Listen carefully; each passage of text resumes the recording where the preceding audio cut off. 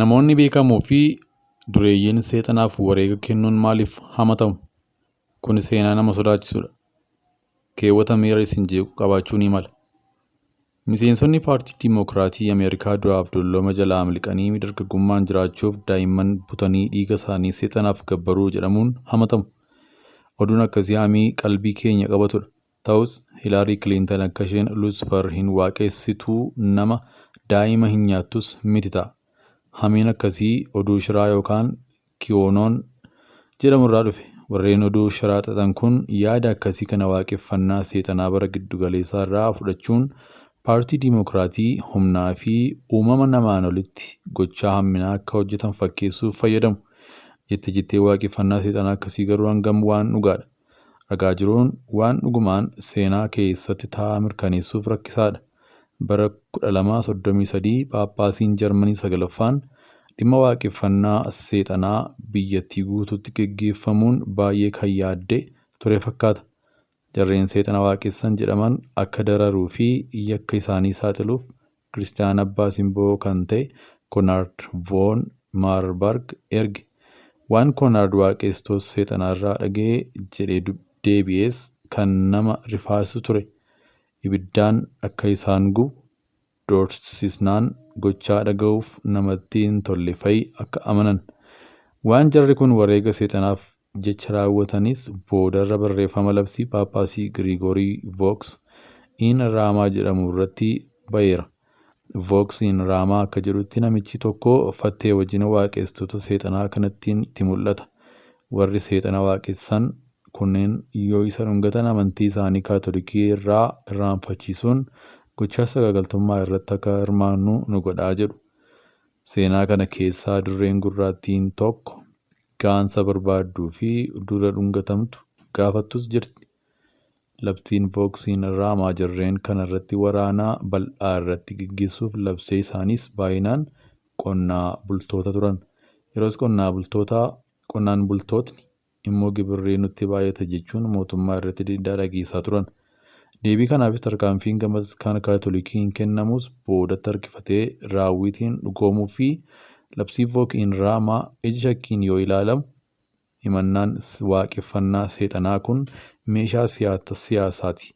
Haalli akkasii kunis seenaa keessatti itti fufee mammaayii itti ba'amaa ture.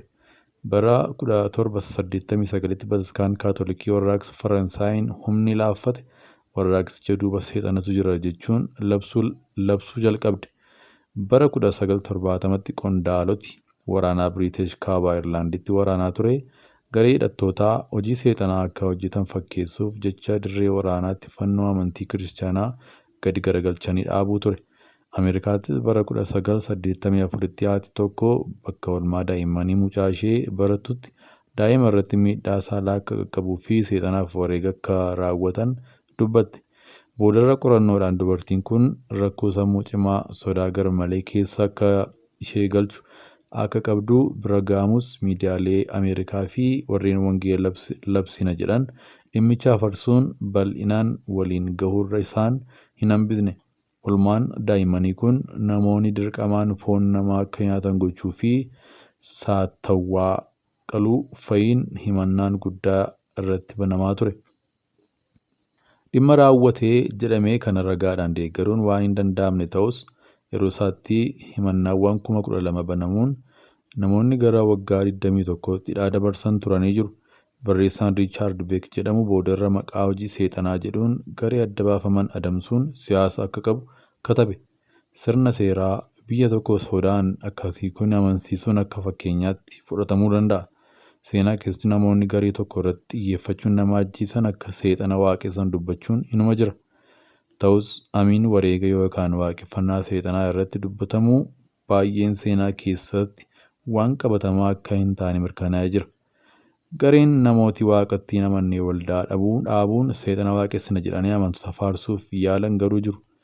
Kanaan ala wareegni seexanaaf kennama jedhamu kun kan ragaa hin deeggaramne hamii dubbiinsaa siyaasa qabu kan soba irratti hundaa'edha. Namootni sooressa ta'an akkasumas aangoo qaban yakka suukanneessaa ta'e raawwachuu danda'u. Falfalaaf wareega seexanaaf kennamuun hojjetu hamiin jedhu garuu ragaa kan hin deeggaramnee fi mirkanaa kan hin qabnedha.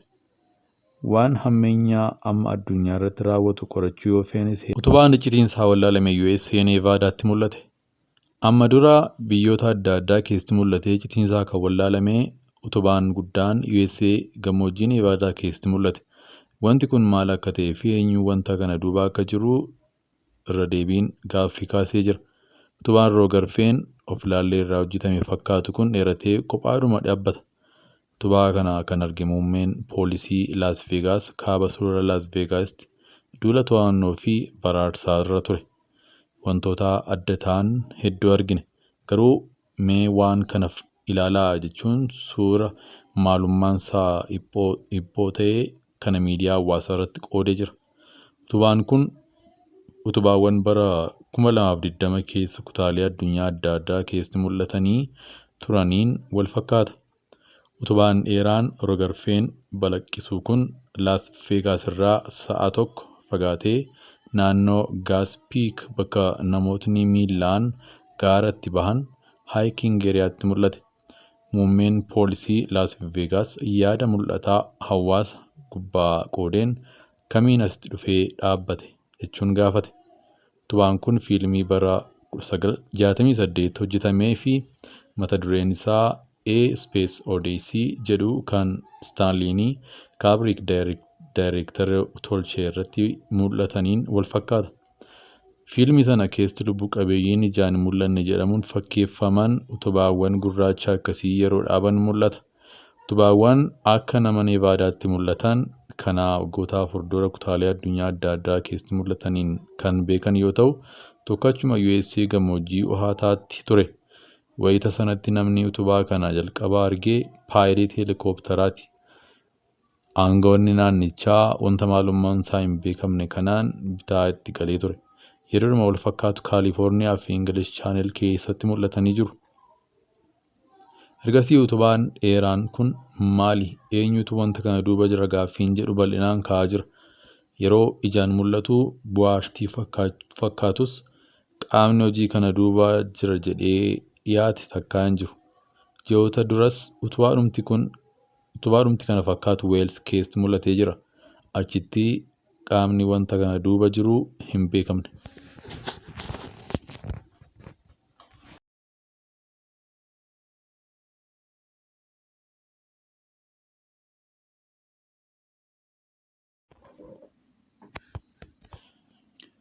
Sochiin seexanaa ifatti waaqessuu Ameerikaatti babal'ataa dhufe maalidha? Ameerikaatti ifatti seexana waaqessuun baramaa dhufee jira. Wanti dur golatti dhoksaan raawwatamu amma ifatti seera qabeessa ta'ee ija addunyaa duratti raawwatamaa jira. Inumaayyuu beeksisa hojjetanii barjaa maxxansanii kottaa nu wajjin seexana waaqessaa jechuu bira gahamee jira. Ameerikaa Boostonitti walgahii guddaan seexana waaqessuu gaggeeffamee jira. Namoonni kun ammoo saataanist warra seexana waaqessan jedhamuun beekamu.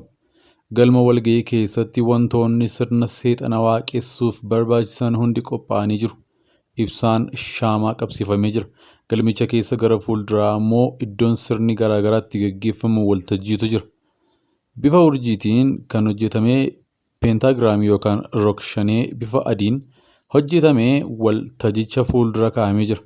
Wantoota sirna seexanaa waaqessuu kana irratti raawwataman keessaa tokko cuuphaa dhiisisuudha kan jedhamudha. Kunis wanta dur sirna namoota amantii kiristaanaa keessa turaniin raawwataman itti gansiisanidha jedhama.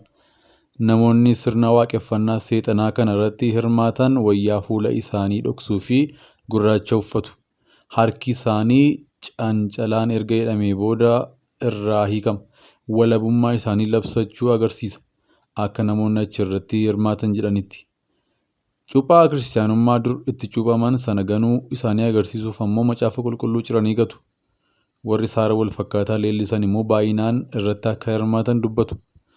Akka nama saala wal fakkaataa jaallatutti yeroo hunda ati abaarsa kan jedhu baay'ee na yaaddessa ture. Galma seexanaa dhufuu koo kanarratti baay'ee na gargaare. Muuxannoon isaas baay'ee cimaa akka ta'e ifaa jedha. Galmi seexanaa yookaan The Satanic Temple mootummaa USA'tiin qaama seerummaa qaba. Ameerikaa, Awurooppaa fi Awustiraaliyaa keessatti namoota adda bahanii seexana tajaajilanii fi galma itti waaqeffatan ifatti qabu. Ji'a eebilaa keessa walgahii guddaan Saataankoon jedhamuun gaggeeffatanii jiru. Namoonni kun Lucifer yookaan Si'oolitti hin amannu jedhu. Seexanni wanta sadarkaa yaadaatti jiruu fi waan aangoo qabu tokko gaafachuuf saayinsiitti amanu namaaf cimsuudha jedhu. Namoonni yaada akkasiitti amanan gaafa walitti dhufan amantii fakkaata jiru. Yeroo sirna garaagaraa raawwatan ammoo mallattoo seexanaa fayyadamu. Fakkeenyaaf yeroo gaa'ela raawwatan yookaan maqaa haaraa moggaafatan. Mallattoolee kanneen keessaa tokko mallattoo fannoo kiristaanaa gadi garagalchanii iddoo aarsaa isaaniirraa gochuudha. Sana booda sagalee isaanii ol kaasanii galatni seexanaaf jedhu. Kun kiristaanotaaf arrabsoo guddaadha. Mana sagadaa seexanaatti oduu himaa kan ta'e Desjardins kun dogoggora. Mallattoodhuma nuti fayyadamnu hedduu isaatu arrabsoodha jedha.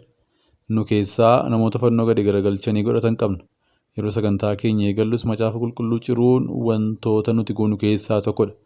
Jechuun macaafa qulqulluun jaallattoota saala wal fakkaataa LGBTQ fa'aa waan balaaleffatuuf akka ciran dubbata. Wanti saataaniist jedhaman kunneen namni amantii barbaade mirga namaatti akka hin buunee fi nama arsuuf akka hin hojjenne dubbatu. Haa ta'u garuu kiristaanonni waldaa garaagaraa irraa dhufan bakka warri seexana waaqessan itti walitti qabamanittis bahuun mormii fi ergaa garaagaraa dabarsaa turan. Isaan keessaa tokko qalbii geeddaradhaatii wangeelatti amanaa. Seexanni ilmaan warra of tuultuu hundumaa irratti mo'ee jira jechuun barjaa irratti barreeffatee jira. Waldaa Kaatolikii irraa warra seexana waaqessaniin mormuuf kan baate Miisheel Shiivlaar Waaqayyootti agarsiisuuf baane waan fokkisaa kanaa hin fudhanne. Nuti warri Kaatolikii addabaabahii uummata warra seexanaa waaqessaniif saataanists hin dhiifnee jette. Bakka walga'iin kun itti gaggeeffamettuu namoonni warri sirna seexanaa waaqessuu irratti argaman miira garaagaraa keessatti argamu. Waan akka gaanfa qeensa bineensaa fakkaatu tumaa qaamaa bifa garaagaraa qabuu fi mallattoo garaagaraatiin of gammachiisu. Muuziqaa garaagaraa barsiifnis ni kennama. Waa'ee seexana waaqessuu yookaan seexaanizimii fi ofiin of gammachiisuu irratti barumsi ni kennama. Siidaan seexanaa nuuf haa dhaabbatu. Xiyyeeffannoo namoota kanaa keessaa tokko siyaasa leellisuudha. Amantiif mootummaan yookaan biyyi gargar ba'uu hin qabu jedhu. Kaayyoo isaanii galmaan ga'uuf ammoo dheekkamsaaf mallattoo garaagaraa fayyadamu. Fakkeenyaaf Oklaahamaa keessatti siidaan seexanaa meetira 2.8 dheeratu nuuf haa dhaabbatu jechuun mana murtiitti himatanii turan. Bakki isaa immoo iddoo kanaan dura siidaan ajaja kurna macaafa qulqulluu itti dhaabbate ture. Booda manni murtii mata isaanii irraa ka'uun siidaan ajaja kurna macaafa qulqulluu akka ka'u murteesse. Dubartiin mirga ulfa baasuu qabdii jedhanis falu. Kanumarraa ka'uun baruma kana karaa oonlaayinii kiliinika banuun nama ulfa baasuu barbaadeef kiniinii ulfa baasuu karaa mana poostaa erguu eegalanii jiru. Dubartoonni ulfa baasuuf ilaalcha amantii isaanii ittisuu irraa sirnaan bilisa isaan taasisuu tajaajila kenninuu qabnaa jedhu. Osoo ulfa hin baasin dura wanti sammuu isaanii ceepha'uu akka hin jiraanneef waan irra deddeebiin jedhanii fi sirni gaggeeffamuu jira. Kunis ulfa baasuun sirriidha jedhanii sammuu isaanii amansiisuuf isaan gargaaraa jechuu namoonni kun. Seexanni nama jaallatee beekamoo. Artistoonnii fi warri mi'a adda addaa gurguran meeshaalee mallattoo seexanaatii jedhamee qaban gurguruuf galma seexanaa bira ijaajjanii jiru. Bobboca garaagaraa kan seexannis jaallata jedhu ofirraa qabu gurguru. Meeshaalee biroos kan seexanni nu eebbisedha jedhanii gurguru. Bobbocaa fi huccuuwwan garaagaraa kan mallattoo seexanaa baafoomiiti jedhamee beekamu ofirraa qabus ni gurguru. Baafoomiit mallattoo seexanaa qaama namaa fakkaatu garuu kan mataansaa mataa re'ee fakkaatuu fi wantoota garaagaraa ofirraa qabudha. Galmi seexanaa kun tiishartii ofiin maxxansiisee gurguru qaba. miseensota irraa qarshii hin sassaabu. Deeggarsaaf galii gurgurtaa meeshaalee seexanaa mallattoo seexanaa ofirraa qabaniin socho'a. Nagaan bulii Baafomet. Kitaaba ijoollee haaraa mata duree Nagaan bulii Baafomet jedhu qopheessuun maxxansanii jiru. Kunis ijoollee gara waaqeffannaa seexanaatti hawwachuuf namoota halaala dhaabbatanii ilaalan irra adda baasanii hawwachuuf kan karoorfamedha. Galmi seexanaa qajeelfamoota ittiin gaggeeffamu 7 qaba. Nama hubachuuf dursa kennu, qaama ofirratti abbaa ta'uu, mirga namoota biroo kabajuu, miira nama muufachiisuu dabalatee jechuudha. Kaalifoorniyaa irraa sagantaa seexanaa waaqessuu irratti argamuuf xayyaaraan kan Boostan deemte Araaseelis Roojaas qajeelfamni seexaanizimii kun isheef ta'uu dubbatti. Anatu ofirratti hin beekin ture malee duraanuu saataanistiin ture jetti. Jalqabaaf bara 2020 waa'ee seexaanizimii tiktookii irratti arguu himte. Jalqaba sanaa ilaaleen sodaadhe. Ijoollee faarsaa godhuuf dhiisuu isaanii adda baafachuun barbaade. Sana booda aadaa isaanii nan baradhe. Walgahii isaanii hirmaachuus nan gale. Ijoollee qalanii akka aarsaa dhiyeessan mallattoodhuma fayyadamu malee isaanoo namoota gaariidha. Waa'een seexaanizimii ifatti sirriitti beekamee kan eegalee fiilmii bara 2019 hojjetamee Heel Saataan jedhu kan Pain Lane waa'een qajeelfama galma seexanaa keessatti ibsee ture. Bara 2019 miseensonni isaanii 10,000 turan amma gara 700,000tti guddatanii jiru. Namoota walgeessii guddaa seexanaa waaqessuu Jeebilaa keessa Boostanitti gaggeeffame irratti aangoota mootummaa naannoo, injiinaroota, ogeeyyii fayyaa fi ogummaa garaagaraa keessa hojjetan hirmaatanii jiru. Jaallattoonni saala wal fakkaataa yookaan LGBTQ hedduus irratti hirmaatanii jiru. Miidiyaaleen Ameerikaa hedduu garee kan akkasumaan beekamtii argachuu fi qalbii namaa hawwachuuf malee akka waan qabatamaa wayii hin qabnetti dhiyeessu. Wanta nuti jennu namoonni akka waan gatii qabu wayiitti fudhachuuf ni rakkatu. Garuu nuti waan jennu ifaan ifatti dubbanna malee fakkeessinee of hin dhiyeessinu jedha namoota sagantaa galma seexanaa deeman keessaa tokko. Taayifuuniks nama ganna 30 keessa jirudha. Miseensa galma seexanaa yoo ta'u maqaa Saataaniim jedhamuun beekama. Dur waaqni hin jiru jedhee amanaa ture. Dhiyeenya kana garuu ilaalcha seexaanizimii hordofuu eegale. Seexaanizimiin waan ani amanuu hunda bakka naaf bu'a. Qaama ofirratti abbaa ta'uu, qaama ofii akka barbaadan gochuu, gara laafina kabaja saayinsii dabalatee seexanni namoota gataman, namoota nama kaan irraa adda ba'an yaadaan bakka bu'a jechuun amantoota kiristaanaa immoo ni balaaleffata.